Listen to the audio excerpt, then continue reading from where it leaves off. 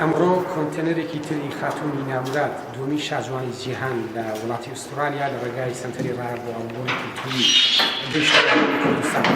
خاتوونی نامرات ئەمە سێمین کۆنتێنەرە بۆ هەرێمی کوردستان دەینێرێت. کۆنتێنەری یەکەم لە ڕێگای منداڵپارێزی کوردستان سەپەرشتی کرا کە کۆمەڵە کەلوپەلی هەمەجۆری منداڵانی لەخۆگرتبوو. دوو کۆنتێنەرەکەی تر کە لە ڕێگای سنتەری ڕاهەبوونەوەی کولتوریەوە لە ڕێگای خاتوونی نامرات نادراوەتەوە هەرێمی کوردستان کۆمەڵێک ڕێژەیەکی زۆر لە قەرەوەرەی پزیشکی و دەرمان و جیهازی پزیشکی هەمە زۆری لەخۆگرتووە لە ئوسترالیا نێردراوەتەوە بۆ هەرێمی کوردستان. پرۆژەیەکی قازانجنوویستی مرۆڤ دۆستانەیە بۆ نەخۆشخانەکانی دەبەری ڕاپەڕین و ئەو شوێنانەی کە پێویستیان پێبێ وەک لایەک بۆ یان پشتگیریەک بۆ کاری مرۆڤ دۆستی. لە ئێستادا کەلوپەلەکاندا دەگیرێن.